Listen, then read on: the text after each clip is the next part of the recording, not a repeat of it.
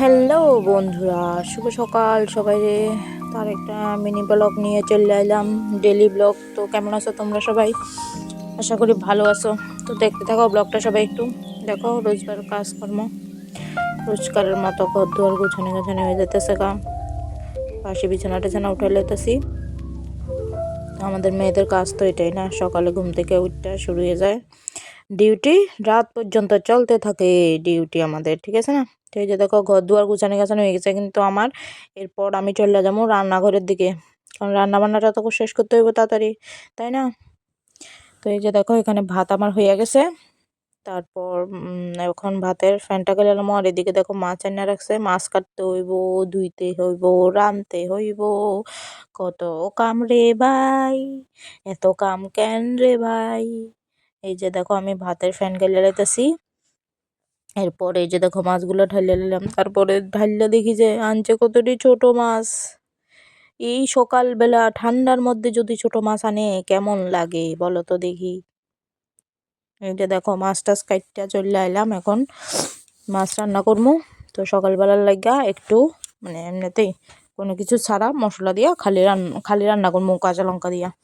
তো তোমরা কে কে এইভাবে খাও একটু জানাইও, মাছ মানে খালি।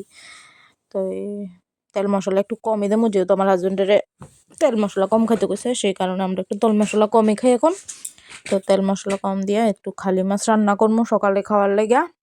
তো এই যে দেখো এক এক লবণ, তারপরে হলুদ গুঁড়া, যে ধনিয়া জিরা গুঁড়া, মোর গুঁড়া লঙ্কা কিন্তু দিতাম না, গুঁড়া লঙ্কা কম খাই আমরা, তো গুঁড়া লঙ্কা দিতাম না। এবার এখানে কালো জিরা ফোড়ন দেবো। তেলটা দেখো গরম হয়ে গেছে গা।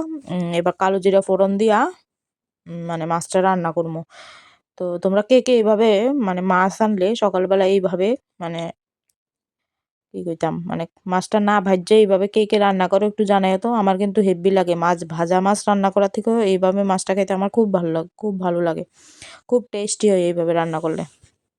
আমার কাছে ভালো লাগে, কার কার কাছে অনেকের কাছে হয়তো বা ভালো নাও লাগতে পারে, ঠিক আছে না? তো যার যার পছন্দ। আমার তো এইভাবে খুবই ভালো লাগে। দেখো কষানি হয়ে গেছে, তাল ছেড়ে দিছে, এখন জল দিয়ে দেবো।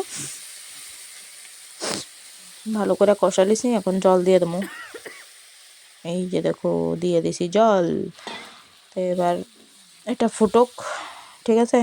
তারপরে তোমরা দেখাইতেছি রান্না হওয়ার কমপ্লিট হওয়ার পর। তো এই যে দেখো তারপর এদিকে তরকারি হইতে হইতে এদিকে করবো হচ্ছে আর করবো ধনে পাতা ভর্তা। শীতকালে ধনে পাতা ভর্তা না খুব টেস্টি, দারুণ লাগে খাইতে, ঠিক আছে না? কে কে পছন্দ করে একটু জানাই তো। আমার তো দারুণ লাগে ধনে পাতা ভর্তা। আর ধনে পাতা ভর্তা না, শুধু ধনে পাতা শীতকালে, শীতকালে তরকারি মানে ধনে পাতা লাগবে, ঠিক আছে না? তো দেখো মিক্সার মেশিনে রান করে লেতেছি ভর্তা। এখন তো ভাই আমরা কিতা কয় শিলনোড়াতে আর বাইটটা খামু না, এখন তো মিক্সচার। তো সেই কারণে সব কিছু এখন মিক্সচার, ভর্তা এখন মিক্সারে হয়। তারপরেও কিন্তু শিলনোড়ার মধ্যে যে ভর্তাটার যে টেস্ট, মিক্সারে এত টেস্ট হয় না কিন্তু, যেহেতু মিক্সার মধ্যে জল দিতে লাগে।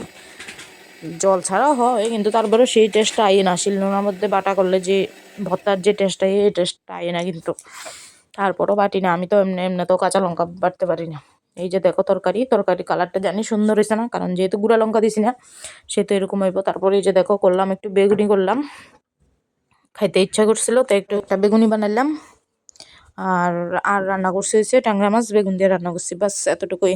দেখো রান্না বান্না শেষ। এই যে দেখো অনেকগুলো বাসন হয়েছে, ধুয়ে টুয়ে এলাম। এবার চলো ধোয়া টোয়া শেষ করে এই দেখো স্নান করিয়া পূজা টুজা দিয়ে বসছি। তো আজকে আমার মিনি ব্লগটা এতটুকুই আসিল, ডেলি কাজকর্ম একটু দেখালাম। কেমন লাগছে ভিডিওটা একটু জানাইও। টাটা।